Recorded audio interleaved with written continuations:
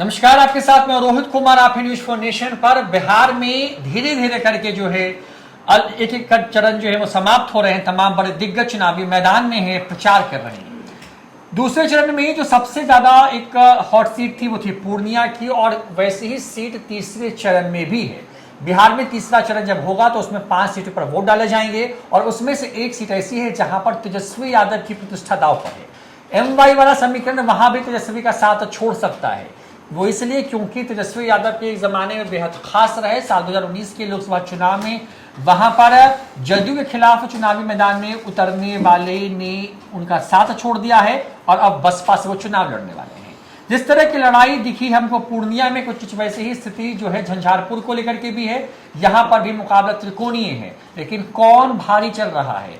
तेजस्वी यादव के लिए क्यों इस सीट पर खतरी घंटी बज रही है, और क्या है इस पूरे सीट का हिसाब किताब? इसका विस्तार से आपके सामने जो है पोस्टमार्टम करेंगे, बताएंगे कि इस सीट पर फिलहाल क्या चल रहा है और क्यों तेजस्वी यादव की धड़कनें इस सीट को लेकर के बढ़ गई हैं। और अब तेजस्वी यादव यहां पर मोर्चा संभालने के लिए जो है उसमें लग गए हैं, क्योंकि आज अपनी बहन के नॉमिनेशन को लेकर के व्यस्त थे, लेकिन उसके बाद अब उनका फोकस सिर्फ और सिर्फ झंझारपुर होने जा रहा है। कुछ वैसे ही जैसा उन्होंने पूर्णिया के अंदर किया था, यानी कि कैंप किया, वहां पर तमाम लोगों से मुलाकात की और अपने कोर वोटरों को एकजुट करने के लिए जिस तरह के प्रयास किए, कुछ वैसा ही करते हुए यहाँ तेजस्वी यादव नजर आएंगे। कौन वो नेता है जिसने तेजस्वी यादव की मुश्किलें बढ़ा दी हैं, क्या पूरा समीकरण है वहां का, सब कुछ बताएंगे विस्तार से। लेकिन एक बार इस चर्चा को शुरू करें उसके पहले आपको वहां के साल 2009 से 19 के जो आंकड़ा है वो रख देते हैं। 9 में मंगनीलाल मंडल जदयू के प्रत्याशी वहां पर थे। देवेंद्र प्रसाद यादव आरजेडी, जो कि अब उन्होंने आरजेडी छोड़ दी है, बड़े नेता रहे हैं आरजेडी के, यादवों में बड़ा कद है उनका, वो उनके खिलाफ चुनाव में थे, और वो चुनाव जो है वो करीब जो है 70,000 वोटों से हार गए थे। 14 में वीरेंद्र कुमार चौधरी जो है भाजपा के प्रत्याशी वहां पे बने, वो चुनाव जीत गए, और मंगनीलाल मंडल जो कि जदयू छोड़कर के आरजेडी में गए थे, वो चुनाव वहां पर हार गए, और वो चुनाव हारते हैं करीब 50,000 वोट से। लेकिन 19 में सब कुछ उलट पुलट हो गया उस सीट पर। रामप्रीत मंडल जो है वो इस सीट पर जदयू के प्रत्याशी बनाए गए। बीजेपी से सीट दोबारा जदयू के पास चली गई, और गुलाब यादव आरजेडी के विधायक रहे हैं, लालू परिवार के बेहद खास करीबी रहे हैं, वो यहां पर आरजेडी के प्रत्याशी रहते हैं, और चुनाव जो हारते हैं वो उसमें करीब जो अंतर है वो 4 लाख वोटों का रहता है। यानी कि जिस सीट को आरजेडी 50,000 70,000 वोट से हारती रही, उस सीट पर 19 आते आते ऐसा क्या हो गया कि वहां पर आरजेडी की हार बिहार की सबसे भयानक हार में से एक हो गई। इस पर विस्तार से बात करेंगे, और गुलाब यादव किस तरीके से तेजस्वी यादव को बेचैन कर रहे हैं इस पर बात करेंगे। हमारे साथ देवांशु, हमारे संवाददाता जो सहयोगी है वो मौजूद हैं। देवांशु, क्योंकि झंझारपुर एक बार फिर से आरजेडी के लिए और तेजस्वी यादव के लिए व्यक्तिगत तौर पर प्रतिष्ठा की सीट बनी हुई है, जो उनके साथ रहा उसने उनका साथ छोड़ करके वहां पर उनके खिलाफ ताल ठोक रखी है। क्या निकल के सामने आ रहा है, और क्यों तेजस्वी यादव इतने बेचैन है उस सीट को लेकर के? बेचैन इसलिए है कि तेजस्वी यादव चाहते हैं कि वो गुलाब यादव द्वारा डिफीट न किया जाए। अगर ये सीट लूज करती है महागठबंधन या लूज करते हैं मुकेश सहनी, तो कहीं ना कहीं बहुत बड़ा इम्पैक्ट पड़ेगा, बड़ा नेगेटिव इम्पैक्ट पड़ेगा। लेकिन उससे पहले हम विस्तार से विश्लेषण करेंगे और आपको ये बताएंगे कि 3rd फेज में चुनाव हो रहे हैं, तो झंझारपुर में क्या है माहौल, मतदाता क्या सोच रहे हैं, क्या गुलाब यादव जीत रहे हैं चुनाव, क्या सुमन महासेठ जीत रहे हैं चुनाव, या फिर जेडीयू वाले रामप्रीत साहब जो हैं वो रिपीट करने जा रहे हैं, सब कुछ हम बताएंगे। लेकिन आज अमित शाह झंझारपुर में थे, 10 मिनट का उनका भाषण होता है, और 10 मिनट में 14 बार लालू प्रसाद यादव का वो नाम लेते हैं। और साथ ही अमित शाह ये कहते हैं कि पीएम मोदी ने मधुबनी के मखाना को GI टैग देकर विश्व में असल में प्रसिद्ध जो है वो मखाना को किया है। कनेक्ट करने की कोशिश झंझारपुर से, और साथ ही लालू परिवार पर लगातार नाम लेकर जो है वो हल्ला जो है बोल वो किया गया, ऐसे भी हमेशा करते रहते हैं। जो अब चलते हैं झंझारपुर में करंट सिनेरियो है क्या। देखिए, त्रिकोणीय मुकाबला होगा, बेशक त्रिकोणीय मुकाबला होगा। एक तरफ उम्मीदवार हैं वीआईपी पार्टी की तरफ से सुमन महासेठ, तो दूसरी छोर जो है वो बसपा के टिकट पर चुनाव लड़ रहे हैं गुलाब यादव, और एनडीए या कहें कि जेडीयू की तरफ से रामप्रीत मंडल जो हैं वो झंझारपुर लोकसभा क्षेत्र से उम्मीदवार हैं। 2019 में भी सांसद थे रामप्रीत मंडल, जीत कर आए थे। इस बार अब देख लेते हैं आखिर जातीय समीकरण झंझारपुर लोकसभा क्षेत्र का है क्या। तो झंझारपुर लोकसभा क्षेत्र का जो जातीय समीकरण है, यहाँ पर देखिए रोहित, सबसे ज्यादा 35% जो हैं वो अति पिछड़ा वोटर हैं इस संसदीय क्षेत्र में। यादव और ब्राह्मण मतदाता की भी संख्या 20-20% है और मुस्लिम मतदाता 15% है और अन्य जातियों का वोट अगर कहें तो वो 10% है। तो MY यहाँ पर इंटैक्ट रहता है या दरकता है। पूर्णिया में जो इनपुट हमारे पास आया कि MY जो है वो दरका और इसलिए बीमा भारती जो है वो रेस से बाहर हुई। और तेजस्वी यादव की चुनौती इस लोकसभा क्षेत्र में भी यही है कि MY दरके ना MY इंटैक्ट रहे। पिछली बार हालांकि जो आपने आंकड़ा दिखाया वो तो आंधी तूफान की तरह रामप्रीत मंडल जो है वो जीत कर निकल गए थे। देखिए ये करीब 6 लाख वोट इन्हें मिले, हाँ 4 लाख वोटों से तकरीबन जो है वो हारे थे गुलाब यादव। इस बार गुलाब यादव बसपा के टिकट पे है, लेकिन उस पिछली बार झंझारपुर त्रिकोणीय नहीं हुआ था। एक और इसमें डेवलपमेंट हुई कि देवेंद्र यादव जो कि पार्टी के कद्दावर नेता थे, सीनियर नेता थे RJD के, वो उन्होंने पार्टी छोड़ दी और चुनाव लड़ चुके हैं 5 बार सांसद रहे हैं देवेंद्र यादव। कॉन्टेम्प्रोरी है, मतलब कि छात्र राजनीति से ही निकलकर वो भी नेता बनते हैं। 5 बार सांसद रहते हैं झंझारपुर लोकसभा क्षेत्र से। केंद्रीय मंत्री रहते हैं SD देवेगौड़ा सरकार में। हमने उनसे फोन किया, उनसे बातचीत की तो उन्होंने कहा कि इम्पोर्टेड उम्मीदवार को भी वो सपोर्ट नहीं करेंगे, मतलब कि VIP पार्टी के उम्मीदवार को वो सपोर्ट नहीं करेंगे। और हमने अपने लोगों को कहा है कि आप नोटा का बटन दबाइए। इसका मतलब ये हुआ कि देवेंद्र यादव न तो गुलाब यादव के सपोर्ट में हैं और न ही NDA के प्रत्याशी के सपोर्ट में। वो अलग तरह की राजनीति कर रहे हैं और उनकी राजनीति का मजमून यह है कि वो जो भी राजनीति कर रहे हैं वो 2025 के मद्देनजर कर रहे हैं, इसलिए वो इस तरीके से जो है वो कर रहे हैं, किसी को सपोर्ट नहीं कर। तो देवेंद्र यादव का ना होना ठीक है, वो किसी को सपोर्ट करते नहीं करते। RJD को तो नहीं ना कर रहे हैं, वो तो RJD से इस्तीफा दिया, इसमें कुछ तो नुकसान होगा ना। 5 बार कोई यूं ही सांसद तो बनता नहीं है, ठीक है। ये सीट, चलिए JDU इस सीट पर स्ट्रांग क्यों है? JDU को हराना 2019 में भी नामुमकिन था और इस बार भी नामुमकिन सा क्यों लग रहा है? अब ये समझिए, देखिए 6 आपने विधानसभा वहां पर आते हैं, खजौली, बाबू बरही, लोकहा, राजनगर, फूलपरास और झंझारपुर।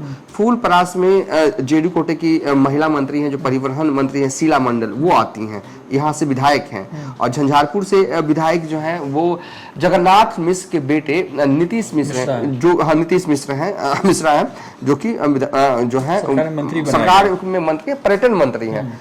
तो इस लोकसभा क्षेत्र से 2 मंत्री NDA के पास हैं और दोनों धाकर झंझारपुर वो सीट है जो नीतीश मिश्रा यहाँ से तो एकदम बम्पर लीड हो गया ना, क्योंकि ये झंझारपुर जो सीट है 7 बार MLA रहे हैं, मतलब जगन्नाथ मिश्र। 1 बार इस इलाके से सांसद रहे हैं जगन्नाथ मिश्र, इस इलाके से सांसद उनके 1 बार दामाद भी रहे हैं। ये सब हिस्ट्री वाली बात होगी, लेकिन फूलपरास से भी शीला मंडल स्ट्रांग है और झंझारपुर से भी जो है। मैं यहाँ देवांशु देख रहा था, तो ये 6 विधानसभाएं, उसमें लोकहा को छोड़ दें तो बाकी जगहों पर जो है सिर्फ NDA के प्रत्याशी जीत करके आए हैं। मतलब खजौली में BJP है, बाबू बरही में जदयू, राजनगर में BJP, झंझारपुर में BJP, जैसे आपने बताया, फूलपरास में जदयू है। यानी कि जो 20 का चुनाव है, उसको भी अगर हम बेस माने तो यहाँ इस 6 विधानसभा के अंदर में 5 में NDA की लीड रही है और बड़ी लीड रही है। तो ये है। और सबसे बड़ी बात यह है कि अब गुलाब यादव जो खेल बिगाड़ रहे हैं वो, क्योंकि एक इंटरव्यू हमारे चैनल पर ही गुलाब यादव का है देवांशु 2 दिन पहले का, कह रहे हैं कि तेजस्वी यादव ने उनको तो जिस तरीके से ठगा है वैसे तो कोई सगा के साथ भी नहीं करता है, बिल्कुल। और उनको पहले सिंबल दे दिया, उनको इलाके में भेज दिया, अचानक से उनकी सीट VIP को दे दी। और इस बात से जो वहां के जो स्थानीय यादव हैं उनमें भी गुस्सा, जैसा कि जो आप आंकड़ा बता रहे हैं कि वहां पर यादवों की संख्या करीब 20% है। तो 20 और जो Y है 20 है और M मिलाते हैं 10, हाँ, तो 35% का वोट बैंक करीब होता है। हाँ, देखिए आपने गुलाब यादव वाली बात कही ना, तो उस पर थोड़ा सा और विस्तार पे हम थोड़ा डिटेल में चलते हैं कि गुलाब यादव का टिकट जो है ना वो VIP पार्टी से लगभग तय ही समझिए मिल ही गया था, ठीक है। हमने एक बार खबर भी चलाई थी, हाँ, हम और आप बैठे थे कि गुलाब यादव को टिकट मिलने की प्रबल संभावना है, यही उम्मीदवार होंगे VIP पार्टी से। अचानक ऐसा क्या हो गया? अचानक दरअसल तेजस्वी यादव ने बीटो लगा दिया कि गुलाब यादव नहीं। पता नहीं क्या रही होगी उनकी पुरानी क्यों उनको टिकट काटा गया, लेकिन गुलाब यादव को सीधे साइडलाइन किया गया और टिकट जो है वो सुमन महासेठ को आनंद फानन में दिया गया। ठीक है, गुलाब यादव फिर बसपा के टिकट पे चुनाव। गुलाब यादव की पत्नी एमएलसी है, लोकल बॉडी से एमएलसी है। लोकल बॉडी से एमएलसी का मतलब ये नहीं कि विधानसभा वाला कोटे से है कि किसी ने एमएलसी बना दिया, वो चुनाव लड़के आई है, लड़कर एमएलसी बनी है। उनकी बेटी जिला परिषद में है, तो वो उनका परिवार ठीक है, मतलब स्ट्रॉन्ग जोन में है। लेकिन पिछली दफा तो हमने परफॉर्मेंस देखा कि कितना वोट आया। इस बार क्या है ना कि एम बाई, पिछली बार तो एम बाई इनके साथ रहा होगा, इस बार जो है कि एम बाई में ही सेंध जो है यहाँ पर लग सकता है। ठीक है, जेडीयू के उम्मीदवार अभी भी बहुत ही स्ट्रॉन्ग जोन में है। और रही बात मुकाबला कहा जा रहा है त्रिकोणीय, होगा भी त्रिकोणीय, लेकिन अगर तेजस्वी यादव का एम बाई दरकेगा, वो एम बाई दरकेगा तो नुकसान जो है वो तेजस्वी यादव को उठाना जो है वो पड़ सकता है यहाँ पे। यही वजह है कि तेजस्वी यादव जानते हैं, इसलिए लगातार कैंपेनिंग जो है वो झंझारपुर में तेजस्वी यादव कर रहे हैं। नाइट स्टे भी उनका लगने वाला है, तो ये महत्वपूर्ण सीट है तेजस्वी यादव का लिए। क्योंकि देखिए पूर्णिया की सियासी जंग मुझे यहाँ से लग रहा है कि वो हारते हुए दिख रहे हैं, तो झंझारपुर नहीं हारेंगे, क्योंकि ये एक ऐसी सीट हो गई ना कि उन्होंने अपने फैसले से एक उम्मीदवार को लास्ट मोमेंट में बदला। गुलाब यादव को टिकट नहीं दिया गया, देवेंद्र यादव को भी टिकट नहीं दिया गया, जो कि पुराने नेता थे, 5 टर्म सांसद, उनको भी टिकट नहीं दिया गया। तो ऐसे में मुझे लगता है कि अभी भी जेडीयू जो है यहाँ पर स्ट्रॉन्ग जोन में है। गुलाब यादव भी क्योंकि इलाके में उनके वर्चस्व है, कॉन्टेस्ट दे रहे हैं, हाँ कॉन्टेस्ट दे रहे हैं यहाँ पर, तो कुछ भी हो सकता है। लेकिन 7 तारीख को वोटिंग होगा, वोटिंग पैटर्न देखिए क्या होता है, कितने फीसदी वोट होता है। लेकिन अगर जातीय समीकरण भी हमने यहाँ पर बताया आपको कि जातीय समीकरण अगर एमबाई दरकता है ना, तो बड़ा नुकसान जो है वो तेजस्वी यादव को होगा। मुस्लिम मतदाता 15% है और यादव मतदाता जो है वो 20%। मुकेश सहनी के निषाद पार्टी का भी वोट जो है वो वहां पर है, लेकिन वो एक सपोर्टिंग जोन वाला में है। अगर आपके पास वोट आए तो कुछ वोट एड ऑन हो सकता है, लेकिन जीत वाली स्थिति में जो है वो यहाँ से दिख नहीं रही। तो ये वीआईपी पार्टी की बेसिकली ये सीट है, वीआईपी पार्टी के उम्मीदवार है सुमन महासेठ। और कहीं ना कहीं अभी से जो मुझे लग रहा है कि महागठबंधन इस सीट पर जो है वो मतलब कि स्ट्रॉन्ग जोन में कतई नहीं है।